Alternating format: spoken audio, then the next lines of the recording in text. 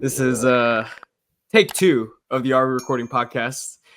Week 6 NFL reactions and week 7 predictions.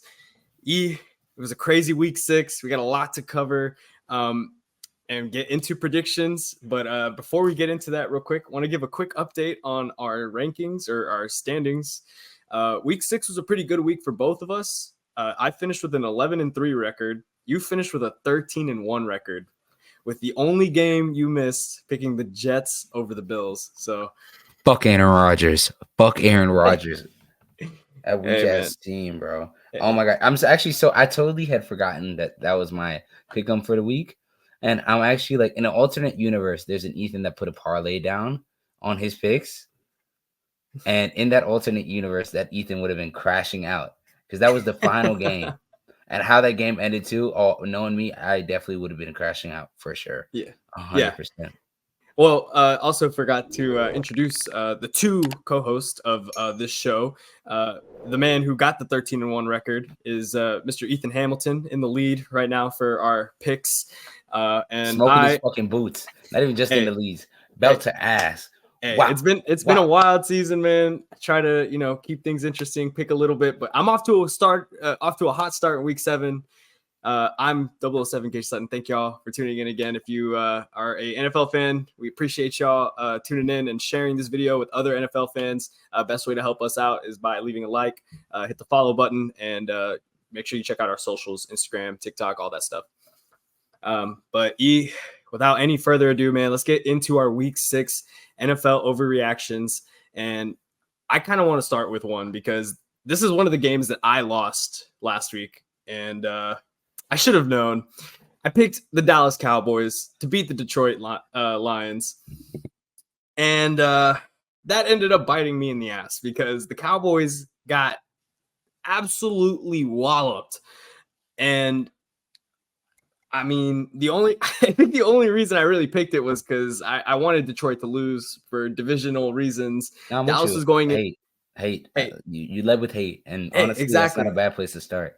Hey, exactly, Ethan. I was taking a page out of your book, and it did not work me well because if I was using my ball knowledge, I would have said, yeah, Detroit. Obviously, they're not hot. They're not as injured. But yeah, the Dallas Cowboys. I just want to talk about Jerry Jones and just how dysfunctional everything has been in that organization. I mean, it's a conversation that we've had year after year, but I think this week was just really an amplification of everything, all of the problems that they have. I mean, let's start with the fact that they just suffered the biggest home loss in, I think, 40 years, 30 years. Something like that, like 35 years, something like that. It's been a long time since they've gotten their ass kicked at home this bad. On Jerry Jones' birthday. But be honest, if you think about it, they've got their ass kicked the last 4 home games they played ever since Green Bay. You had the Green Bay game, you had the New Orleans game, you had the Ravens game. The Ravens game looks a lot better than it was because the Ravens almost gagged it at the end. But we were getting smoked 28-0 or 28-3, 24-3 for the entire game. Hold on. I'd like to note that you said we. Is that your Cowboys fandom coming back? I see. No, it was the audio mess up. It wasn't me that said it. It was AI. You know how AI be doing. But the Cowboys be getting smoked, man. The Cowboys be getting smoked. And honestly, I told you what was going to happen. And I'm happy Detroit ran it up on us because they did not forget last year about how we beat them last year, right, in that great Thursday night football game. They did not forget that shit. And they I think at one point one of the early plays in the game, they had Dan Skipper in and they reported him eligible just as a callback to the 2-point conversion they didn't get because they didn't call him eligible last year.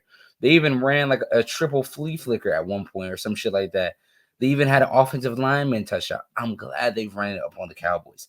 The Cowboys deserved it. Jerry Jones deserved that shit on his birthday.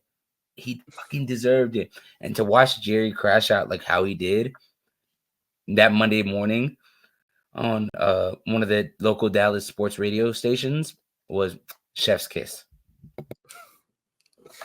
Yeah, chef's kiss and all the things wrong with that organization. Because I mean, Jerry is the problem number one in my opinion.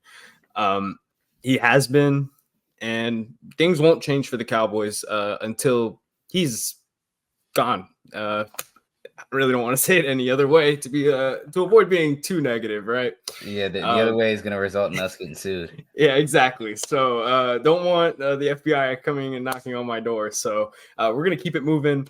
And actually, before we move on, just real quick, Ethan, before we get to your overreaction, I just want to get a quick idea of what you're thinking for the Detroit Lions, because although they did get a huge win in Dallas, they suffered a major loss on their team. Looks like Aiden Hutchinson will miss the rest of the season with a compound fracture in his leg. And if you saw the play, it was brutal. Just sending a lot of thoughts out to him. But yeah, I just want to get your take on like Detroit. Do you think they might make a move? And if so, do you think there's a name that you're looking for? That leads to my first overreaction, actually. Great segue. My overreaction for the week is I do think that the Detroit Lions are going to go all in and try to get a pass rusher in Max Crosby, considering the fact that Aiden Hutchinson is going to be out for the rest of the year and probably a large part of next year, especially the way that he broke his tibia. It was a nasty injury, nasty injury. But Oakland is in a complete rebuild. I don't think Antonio Pierce is going to make it past this season. They already ditched Davante Adams to the New York Jets. And the next logical solution to get some picks back for a rebuild would be to trade their best player in Max Crosby. And I like the fit of Max Crosby and Aiden Hutchinson on both ends, maybe in a year or two. I think that would be a crazy tandem. And I think they should do it. They should go all in. Yeah, I am in agreement with you. I think they should go all in. They have a really good team this year. And I mean, losing Hutch sucks. There's no getting around it. But yeah, if you want to salvage, what this team has, the potential that this team has, and especially how competitive the NFC North has been, they got to stay on it. I don't think the Raiders are going to trade Max Crosby. They would be so stupid too, because Crosby has stayed committed to them. He's made it clear that he wants to stay. And if they trade him, you're just giving the wrong message to all of the players in the organization, any players who are coming to the organization, that you could do everything right. You could be the model Raider, but we're still going to trade you away. And it could be of we're trying to send him to a better team, so he does that. But Max has expressed he wants to stay in Vegas. My idea for the Lions is there's still a pass rusher for the Jets who hasn't touched the field and is looking for a multi-year extension.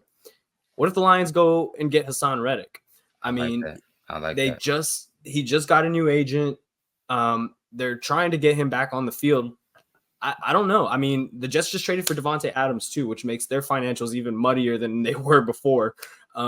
So why not cut your losses with Hassan Reddick and just trade him to the Lions, where he could get a bigger deal than I think the Jets are going to be willing to offer, but I'm not really sure. Other names that I thought of were Zadarius Smith for the Browns, because they're ass. And I feel like I'm missing another name. It's blanking right now, but if y'all think of someone else that the Detroit Lions could possibly target before the trade deadline, let us know in the comments, and maybe we'll revisit it next week and see who the Nostradamus or the I don't know, big brain for the week. Yeah, big brain motherfuckers of the week. But Ethan, I like that. Before we get into our week 7 predictions, real quick, we kind of glossed over it, but there was a couple huge trades already this week. Let's start with the major blockbuster one. We kind of saw it coming from the beginning of this season. Davante Adams to the New York Jets. He's reuniting with his old buddy Aaron Rodgers. They will be doing ayahuasca together in New York. That's a crazy place to do ayahuasca. Hey, it's in New York. I don't know. Aaron said that he doesn't do it recreationally, but I don't know. Davante's at Aaron's house, as according to the Pat McAfee show. He saw Davante poke his head out, having a sleepover with Aaron. So, how do you feel about this? I mean, and how do you think this impacts the Jets season overall? I think it kind of gives them like an all or nothing kind of vibe if they didn't have that already. Because now the clock is set. The Jets don't have nothing more to give up for nothing. The team is what it is. The Green Bay Jets, or whatever you want to call them, they got to go get a ring, or at least get close to one. They gave up Packers.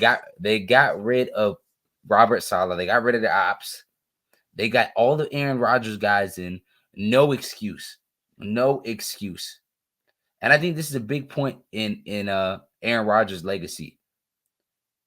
Because if Aaron Rodgers still wants to be compared to the guys of Peyton Manning, Tom Brady, Joe Montana, those guys, not really too much in the sense of Joe Montana winning for two different teams, but Manning and Brady being able to take their talents to another team and win it, he has to win with the Jets because this is his bed.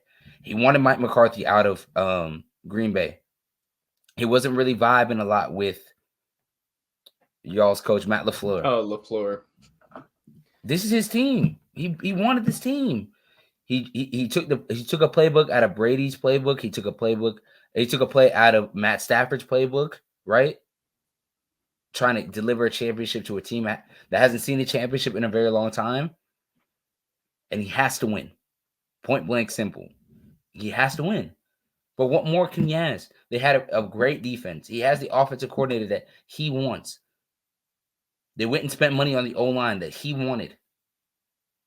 They have two number one wide receivers, two very good wide receivers, top 15 wide receivers in Devontae Adams and Garrett Wilson.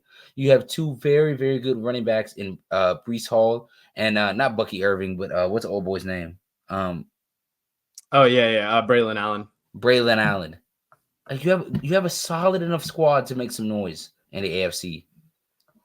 You might not win the division, right? Even though there's still time. I think the Bills are only up on 2 games. It's still early in the season. You still got to play the Bills again in Buffalo, but you still got to play them again. Yeah. No excuse. The next 2 years, this year, next year, got to be AFC Championship or Super Bowl appearance by the New York Jets. Yep, I'm kind of with you there. This is like the last resort move of like you said, we're doing everything we can. We just got Aaron, his favorite target of his entire career, and I think they're going to make some magic happen offensively. And you look at their schedule; they're already very good defensively, and they're going against a very favorable schedule. They've got the Steelers this week. They've got the Patriots, the Texans, which is a tough one. But then they've got the Cardinals, the Colts, the Seahawks, the Dolphins, the Jaguars, the Rams, and then finish the season with the Bills and the Dolphins again. I think a lot of those games are winnable for the Jets.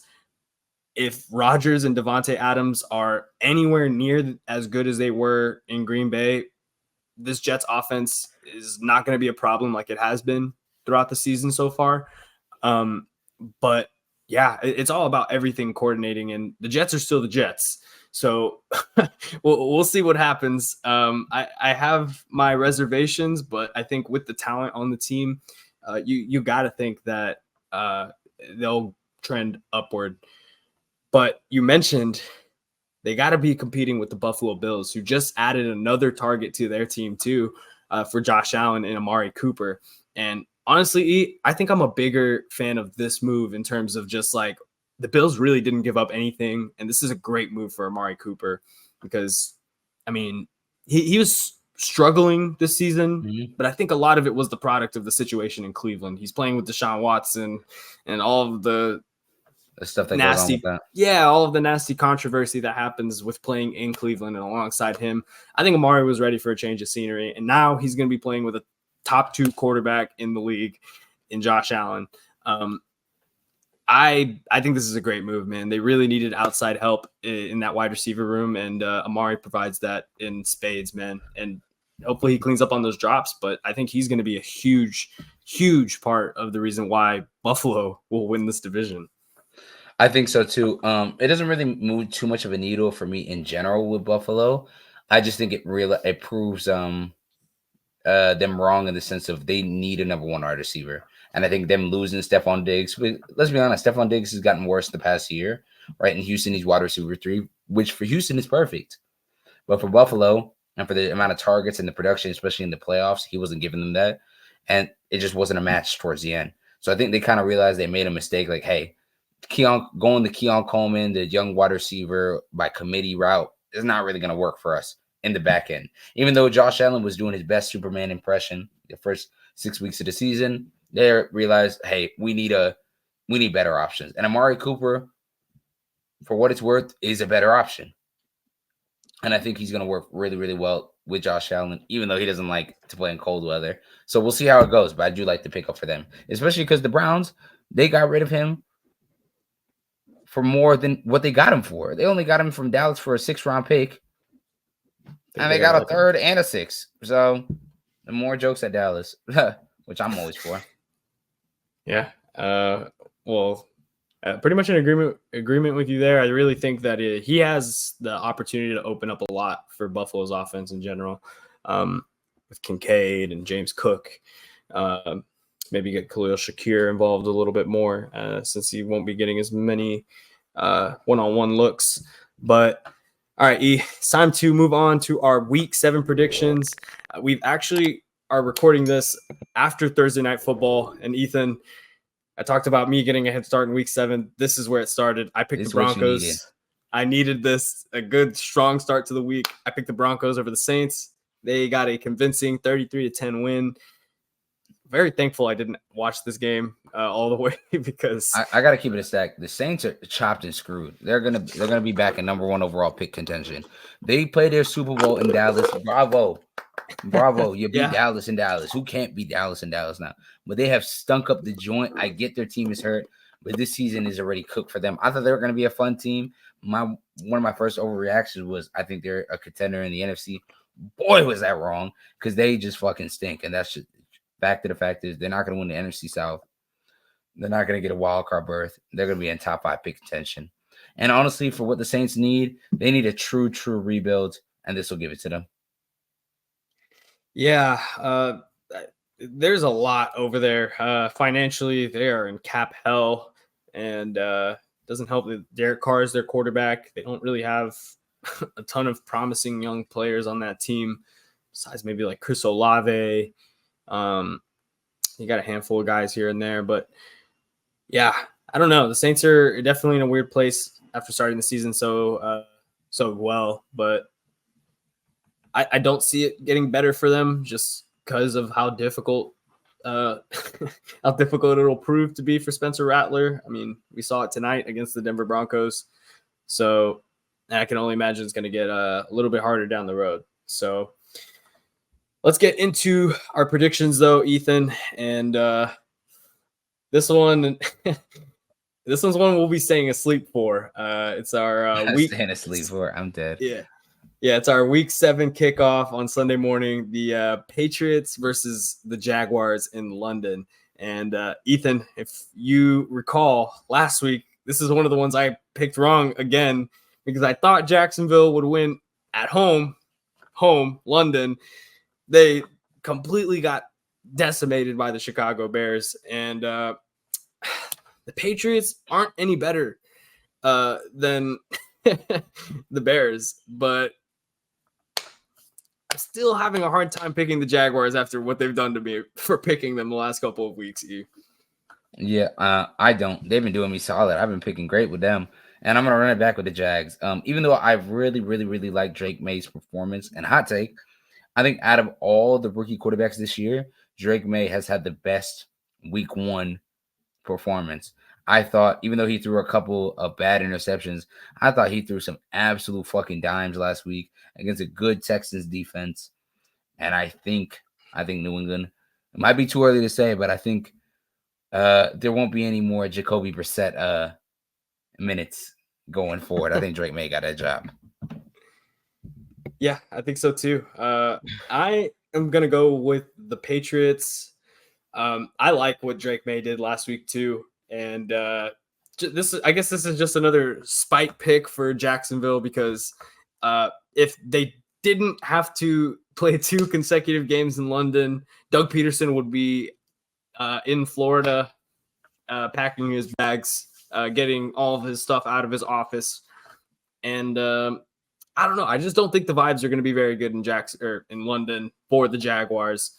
And they're ready to get back home, man. And I don't think it's going to be a happy plane ride. I'm taking the Patriots. Bet that. What we got next game? Next game, we've got the Buffalo Bills and the Tennessee Titans in Buffalo. This one's a 12 o'clock kickoff. Which way we're going? Lions. You said Titans versus Bills, correct? Yep. Titans versus Bills. I'm gonna go Buffalo on this one. Yeah, Titans really don't move me. They have a solid running game with Tony Pollard, and the defense is cool. But Will Levis stinks, so I'm gonna go with the Bills. I'm excited to see. I'm excited to see Amari Cooper out with him. That's gonna be hype. Yeah, I wonder how much he'll play, if he's gonna, or if they're gonna get him easy looks to just get him started early in Buffalo. But yeah, give me Buffalo. This one's easy. Tennessee. What's the over under for? You get to set the line for the over under. How many Will Levis memes will we get from this game? Over 2 for sure. Over 2. Okay. Yeah, for sure. All right. Next up, we've got this is a very good one. I don't know why it wasn't flexed to Sunday night, as we'll see later. We've got the Houston Texans visiting the Green Bay Packers. This one's going to be a good one, E. We've got 2 of the young, promising QBs in the league going at each other. Which team are you taking? This is a tough one in Green Bay. I haven't really been sold too much on the Packers play this season. I do think they're getting hot a little bit on the right time. I'm going to lean with the Packers at home over the Texans. Yep, I'm going Green Bay too, man. I think this is going to be a really good game. Both of these teams are very promising. They've got a lot of talent on both sides of the ball. And I think I'm just going to roll with the Packers because of how convincing the win was against Arizona last week. They played very complimentary football on all three phases. So, yeah, I'll take the Packers here too. But we'll move on to our next 12 o'clock game. This is another banger. We got the Detroit Lions visiting the Minnesota Vikings. The 4-1 Lions visiting the undefeated Minnesota Vikings. E, how we feeling, man? I think this game is going to be hype. The Lions, the Vikings are coming off a bye. And so, they're coming off a bye, right? This isn't just Cox. Yeah, Vikings. Okay, yeah, Vikings. Yeah. The Lions are coming off a big win. I'm a lean towards the Lions. The way they stomped out the Cowboys, I think it's gonna be a high scoring affair. Sam Darnold in the last really 6 quarters we've seen him hasn't really been like that. He's kind of turning a little bit into a pumpkin. So I just don't know how the Lions are gonna do without Aiden Hutchinson. But I'm gonna go with the Lions. That's what I'm worried about. That's what I'm worried about too with Detroit, man. Because I like the win they got last week, but losing Hutch is a big one. I think I am going to take Detroit here. I think they'll end Minnesota's undefeated streak. Even though they are playing in Minnesota, I like the Lions here. So I'll try you on that one. But we'll move on to the Philadelphia Eagles visiting the New York Giants. Eagles coming into this game at 3-2 after a win over the Cleveland Browns last week, where Nick Sirianni was yelling at the hometown Philadelphia Eagles fans who were chanting for him to get fired. This is kind of a toss-up for me. How are you feeling? I think it's gonna be a lot closer than people think. I think the Giants have been doing a pretty good job being competitive so far this season. But I just don't feel like they have a top-end talent to win this type of game, especially against a divisional rival. I do think it's going to be close, but I'm going to go Philly. Ooh. Yeah, I don't know, because obviously Eagles have all the talent, but there's just so much controversy surrounding them right now with the way they've been playing, with Sirianni. No, I think I am going to go with the Eagles too, just because A.J. Brown he proved to be the X factor last week for me. I think Jalen Hurts' play improved when he's in the lineup, obviously. It makes sense. So, yeah, I'll take the Eagles. I think they'll start maybe getting a little hot. And, yeah, give me the Eagles. But, Eagles? Bad dad.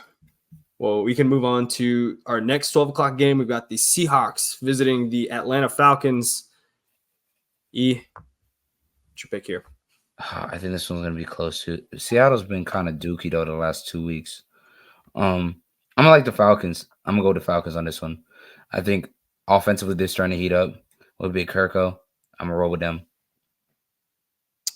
Okay. I'm going to take Seattle here. I think Seattle they've had a rough couple of weeks. We talked about it early in the season where they had very easy opponents to start the season. And since then, we've kind of seen their play decline. But I think Atlanta isn't a perfect team. Their offense has really started to get going with Kirk O'Chains, but their defense still has a lot of problems. And I think Seattle has a very potent offense when Geno is clicking and all those receivers are on the same page. So I'll take Seattle at winning on the road in Atlanta. That'd be a really good win for them. Yeah, it would be a huge win. But now we'll move on to two teams that I would say these are teams that need a win. Got the Cincinnati Bengals visiting the Cleveland Browns, and Cincy is at 2-4. Browns are at 1-5.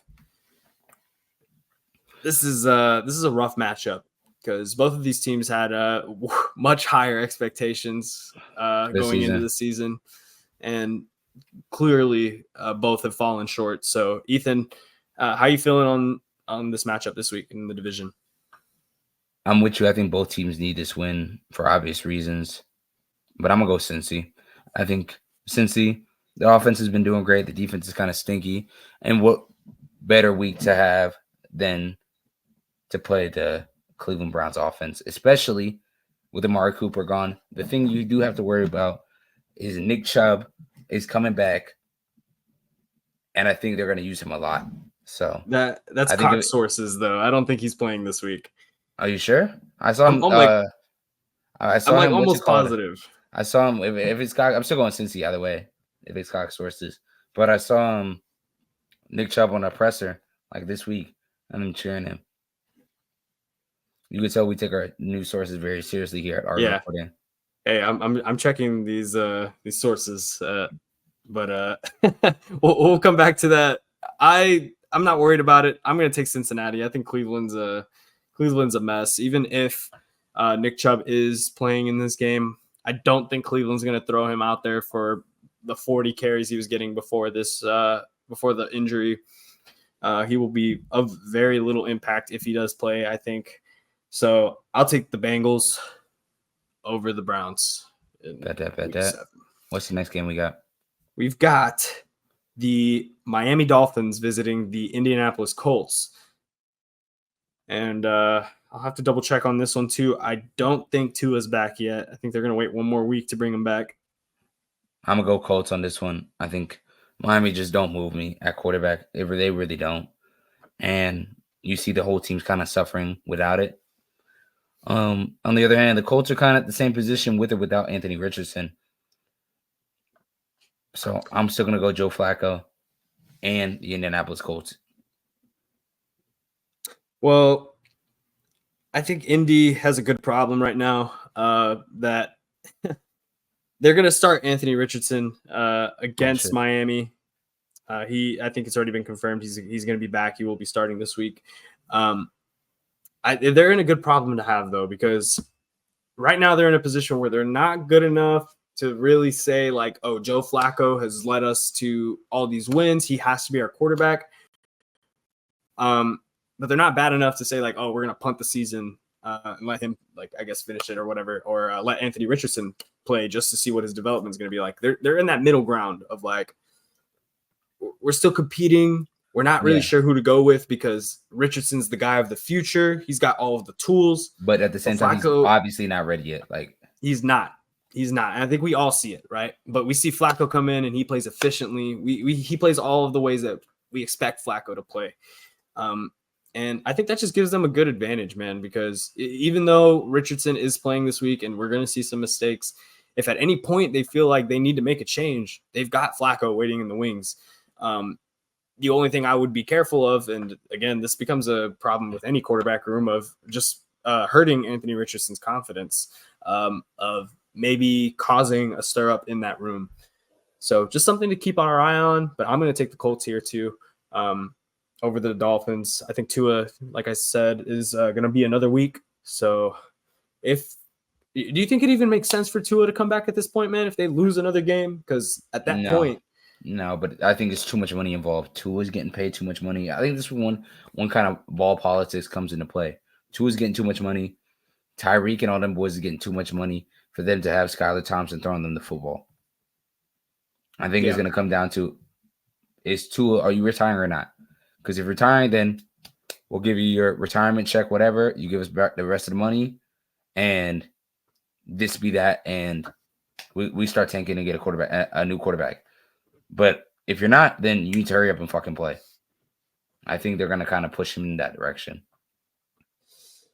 Yeah, it's unfortunate, obviously, with everything that he's gone through, but hopefully he can make a comeback and the Dolphins can get back to being that fun offense that we were watching, because right now they're not a very fun football team to be watching. But we'll move on to the 3:00 window. We've got the Las Vegas Raiders without Devontae Adams now visiting the Los Angeles Rams. If I'm not mistaken, I believe Cooper Kupp was back at practice this week. He will be back in the game, or they hope he'll be back. So I guess we're still kind of 50-50 on if Cooper Kupp's going to play. But I like the Rams here. I don't know if I have to go any further. I think the Raiders are kind of a mess. I'm with you. I'm with you. I'm going to double up on that. Give me the Rams or the Raiders. Raiders stink. Losing Devontae Adams don't really, even though he hasn't played the last 2 weeks because of a hamstring. Yeah. Give me the Rams. All right. Next, we've got sorry, I lost it for a sec. We've got the Panthers visiting the Commanders. I think this is an easy one for me. I'm going to take the Commanders. I'm there with you. They're playing at home. They had a kind of a benchmark game playing against the Ravens, and they didn't do bad, but they didn't do great either way. And I think this is going to be a good game for them to extend their division lead in the NFC East. Give me the Commanders. Yeah, and like you said, I think that was a pretty good benchmark game for them of like, this is where we're at. Their offense, I think, knows now that they can compete with the elite of the elite. Their defense just could not hold up against the Baltimore offense, and that's clear, which I think limits their potential this season in the sense of we definitely won't see them in the Super Bowl, in my opinion. But I think they could make a very fun postseason run. And could just be interesting throughout the rest of the season. So, yeah, I'll take Washington here over Carolina, bounce back after that loss to Baltimore. Now we move on to the San Francisco 49ers taking on the Kansas City Chiefs in Santa Clara. So I would say this is a must win for the 49ers at this point, because you're 3-3. The Chiefs are coming into town. They need this win. The Chiefs have not been playing very good football. We've talked about it but they're still undefeated on this podcast. They're still undefeated. Are the Niners going to be the ones to knock them off, E? I think so. The Niners are going to be my pick this week. I think they needed that bye just to get everything into rest, to come up with a good game plan to knock off the Chiefs. They're playing at home. It's going to be it's going to be a rematch at the Super Bowl, definitely. And even without Christian McCaffrey, I think the Niners offensively, they played okay. They've been terrible in the red zone. But I think this week, I think the Chiefs are really, really going to be missing Rashee Rice. And I'm going to go. They're going to definitely need a big game from guys like Juju and Travis Kelce. Give me the San Francisco 49ers, though, this week. All right. And this one's tough, too, because I have not picked against the Chiefs, I don't think, yet.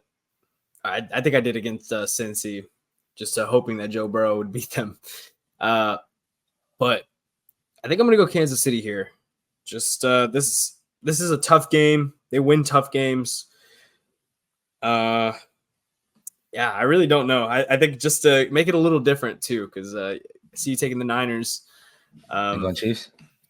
Yeah, I'm gonna go Chiefs. I feel good about Patrick Mahomes, and like you said, even though they lost Rashee Rice, I think they're still a very good football team, well coached, and can go into San Francisco and knock off the team that they beat in the Super Bowl. I'm with you. All right. Next, we've got the last 3 o'clock. Oh, I'm sorry. That is the last 3 o'clock game. That's there are only 3 o'clock, 3 o'clock games. Then we've got Sunday Night Football. It's the New York Jets visiting the Pittsburgh Steelers. Have we heard anything about Russell Wilson, Cox sources? He's starting this week. He's starting this week. Yeah, I liked Justin Fields' press conference after they announced it. They asked him how he was feeling, and he was brutally honest. He was like, honestly, We might be 4-2, but me, myself, I haven't played Undeniable. And if you don't play Undeniable, this is what happens. I have some work I want to do as a player, more or less. That's what he said. And it's Russ's turn to start. And he kind of took it on the chin. And he was really good sport about it. I think he's very, very professional. And I like the self-honesty, if that's the word I'm using correctly, about him just being like, yo, we might be winning, but I ain't playing the best. And I haven't made it completely without a shot of a dark clear that I should be starting. So Russ is the one that starts. All right. Well, Russ is getting the start with him having the start, and Devontae Adams in a Jets uniform. How are you feeling about this game? I'm excited. I'm gonna go with the New York Jets, though. I think it's gonna be a tough game, though, in Pittsburgh. Russ's first game.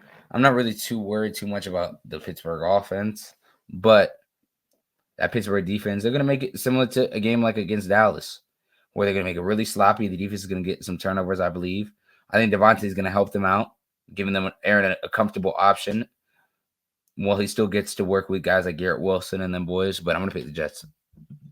Yeah, I feel the same way. I think Adams is, like you said, just going to be such a huge addition to this offense, someone that Aaron knows and trusts so well, and he's going to be under pressure a lot because TJ Watt's on the other side.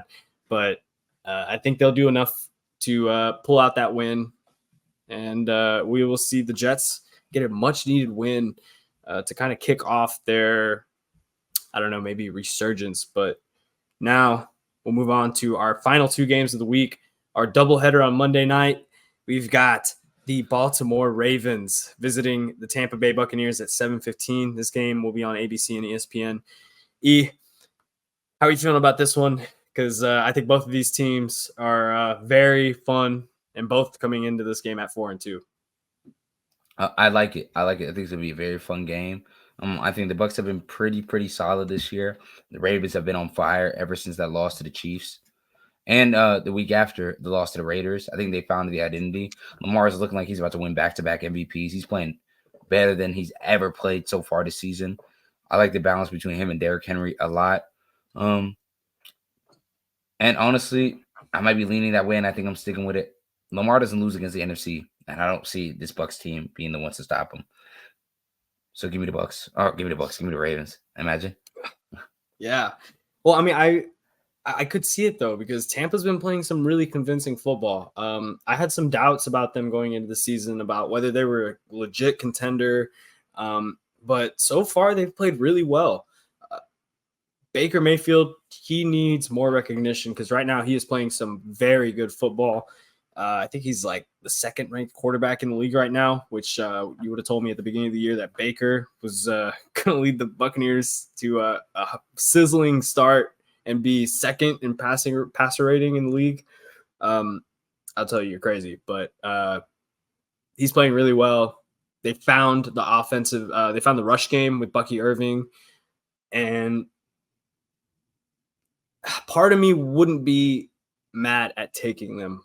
The problem is I love what Baltimore is doing. I think Lamar and Derrick Henry are the toughest duo to game plan against in the NFL. So give me the Ravens too. I think they're just going to be too much to handle for those boys in Tampa. Bet that. And then with the final game, we got Chargers at Cardinals, last Monday night game. Both these teams, middle of the pack. I don't think Justin Herbert has adjusted too well to Greg Orman's new offense. Even though the running game has been here and there and spotty. The Cardinals, on the other hand, the running game is great when it's great. But when it's not, I'm leaning Arizona at home. I think I'm leaning the Cardinals. What about you? I could be convinced, though. I could be convinced, but I'm leaning Arizona at home. It's tough because I just think Arizona is so hot and cold. Last week against the Packers, they just came out really flat offensively. Defensively, they were getting cooked by Jordan Love. And even though the Chargers aren't as explosive in offense as the Packers, they know how to move the ball. Even though Greg Roman likes to run the piss out of the ball, they've got very capable running backs in Gus Edwards and Kamani Vidal, who made some really big plays for them last week, and Justin Herbert too, who, for all of his limitations or criticisms that people have for him, I still think he's a very good quarterback, a top 10 quarterback in my opinion, and I think he can get them a win. This is what Harbaugh was brought in for, is to win games that they should be winning like this. So I'll take the Chargers on the road in Arizona. Bet that. And that'll conclude our Week 7 NFL predictions. On the screen right now, we're going to have our records up until this week. As you can see, Gage's ass is very red because I've been spanking it so damn fucking hard. No, that's not a pause. That's not a pause. That's what's happening. But real shit, appreciate you guys watching. Let us know in the comments down below, what are some of y'all's predictions? What are some of y'all's overreactions for the week? And you already know what it is. Young Rottweiler, Ethan Hamilton, my partner in crime, 007 Gage Sutton. We'll catch y'all later. Make sure to like and subscribe. Thank y'all. Peace.